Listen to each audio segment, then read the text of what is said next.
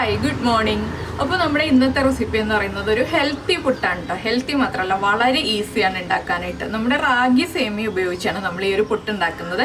ഈ ഒരു പുട്ടിൻ്റെ പ്രത്യേകത എന്താണെന്ന് വെച്ചാൽ, നമ്മളിപ്പോൾ പുട്ടുണ്ടാക്കി വെച്ചിട്ട് ചൂട് മാറിക്കഴിഞ്ഞാൽ നല്ല സോഫ്റ്റ് ആയിട്ട് തന്നെ ഇരിക്കും. വളരെ ഹെൽത്തി എന്ന് പറഞ്ഞിട്ടുണ്ടെങ്കിൽ റാഗിയുടെ ഗുണങ്ങൾ ഞാൻ നേരത്തെ റാഗി സേമിയ ഉപ്മാവിൽ പറഞ്ഞിരുന്നു.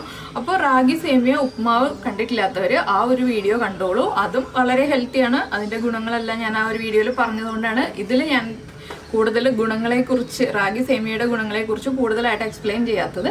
അപ്പോൾ നമുക്ക് എങ്ങനെയാണ് റാഗി സേമിയ പുട്ട് തയ്യാറാക്കുന്നതെന്ന് നോക്കാം. നമുക്ക് നമ്മുടെ ഇൻഗ്രീഡിയൻസ് നോക്കാം. ഞാനിപ്പോൾ 2 കപ്പ് റാഗി സേമിയ എടുത്തിട്ടുണ്ട്. 240 ml കപ്പിലാണ് മെഷർ ചെയ്തെടുത്തിട്ടുള്ളത്.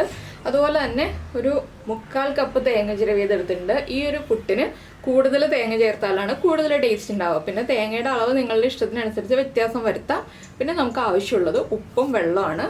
അപ്പോൾ ഈ സേമിയയുടെ ബ്രാൻഡ് അനുസരിച്ച് നമുക്ക് സോക്കിംഗ് ടൈമിൽ വ്യത്യാസം വരും കേട്ടോ. ചിലത് 1 മിനിറ്റ് സോക്ക് ചെയ്യുക, ചിലത് 2 മിനിറ്റ് സോക്ക് ചെയ്യുക, ചിലത് 4 മിനിറ്റ് സോക്ക് ചെയ്യുക. അതിൻ്റെ പാക്കറ്റിൽ തന്നെ എഴുതിയിട്ടുണ്ടാവും എത്ര മിനിറ്റ് സോക്ക് ചെയ്യണം എന്നുള്ളത്. അപ്പോൾ ഞാൻ എടുത്തിരിക്കുന്ന സേമിയ 1 മിനിറ്റാണ് സോക്ക് ചെയ്യാനുള്ള ടൈം പറഞ്ഞിരിക്കുന്നത്. അപ്പോൾ നമുക്കൊന്ന് സോക്ക് ചെയ്ത് വെക്കാം. ഞാനിപ്പോൾ ഒരു ബൗളിൽ കുറച്ച് വെള്ളം എടുത്തിട്ടുണ്ട്.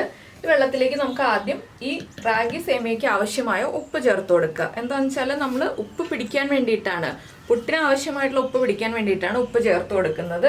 ഈ വെള്ളം മുഴുവൻ നമ്മൾ യൂസ് ചെയ്യില്ല, ഇതൊന്ന് സോക്ക് ചെയ്തിട്ട് ഡ്രെയിൻ ചെയ്ത് മാറ്റും. അതുകൊണ്ട് തന്നെ ഉപ്പ് ചേർത്ത് മിക്സ് ചെയ്യുമ്പോൾ ഒരു പൊടിക്ക് ഉപ്പ് കൂടുതലായിട്ട് നിൽക്കണം.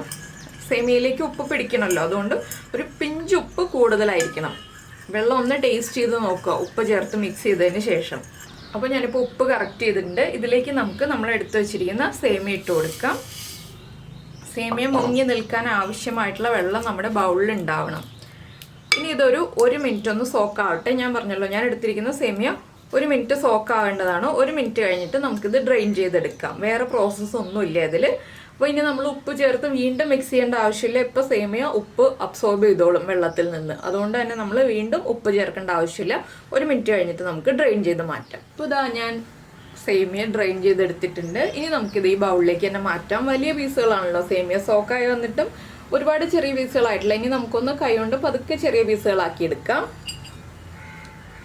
നമ്മൾ ആദ്യമേ സോക്ക് ചെയ്യുന്നതിന് മുൻപേ ചെറിയ പീസുകളാക്കാത്തത് എന്താണെന്ന് വെച്ചിട്ടുണ്ടെങ്കിൽ സോക്ക് ചെയ്ത് വരുമ്പോൾ കുഴഞ്ഞു പോകും. അതുകൊണ്ടാണ്. ഇതിപ്പോൾ ഒട്ടും കുഴഞ്ഞു പോയിട്ടുള്ളത്. അതാ കണ്ടോ, നല്ല വിട്ട് നിൽക്കുന്നുണ്ട്. ഇനി നമുക്കിത് പുട്ടുകുറ്റിയിലേക്ക് ഫില്ല് ചെയ്തെടുക്കാം. വലിയ പീസുകളുണ്ടെങ്കിൽ മാത്രം ഒന്ന് ചെറുതാക്കി കൊടുക്കാം കേട്ടോ. അപ്പോൾ നമുക്ക് ആദ്യം പുട്ടുകുറ്റിയിലേക്ക് നമ്മുടെ ആവശ്യത്തിനനുസരിച്ച് തേങ്ങ ഇട്ട് കൊടുക്കുക. കുറച്ച് തേങ്ങ കൂടുതൽ ഇടുകയാണെങ്കിൽ കൂടുതൽ ടേസ്റ്റ് ഉണ്ടാവുമെന്ന് ഞാൻ പറഞ്ഞല്ലോ. അപ്പോൾ അടുത്തതായിട്ട് നമ്മൾ സോക്ക് ചെയ്ത് വെച്ചിരിക്കുന്ന സേമിയ ഇട്ട് കൊടുക്കുക.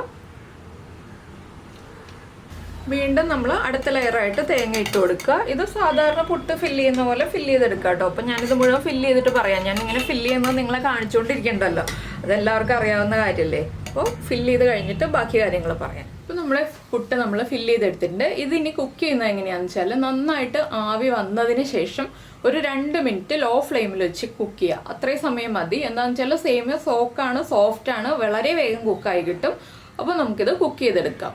അപ്പോൾ നമ്മുടെ പുട്ട് ഇതാ റെഡിയായി വന്നിട്ടുണ്ട്. അപ്പോൾ എല്ലാവരും ഈ ഒരു പുട്ട് ഉണ്ടാക്കി നോക്കിയിട്ടില്ലെങ്കിൽ ഉറപ്പായിട്ട് ഉണ്ടാക്കി കഴിച്ചോളൂ. വളരെ ഹെൽത്തിയാണ്, അതുപോലെ തന്നെ ടേസ്റ്റിയുമാണ്, നല്ല സോഫ്റ്റാണ്.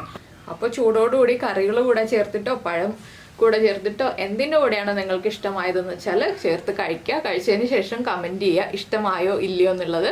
അതുപോലെ തന്നെ ഈ വീഡിയോ ഇഷ്ടമായിട്ടുണ്ടെങ്കിൽ ഒന്ന് ലൈക്ക് ചെയ്യാനും അതുപോലെ തന്നെ മറ്റുള്ളവർക്ക് ഷെയർ ചെയ്ത് കൊടുക്കാനും മറന്നു പോകരുത് കേട്ടോ. നമുക്ക് നമ്മുടെ അടുത്ത റെസിപ്പിയുമായിട്ട് അടുത്ത ദിവസം വീണ്ടും കാണാം.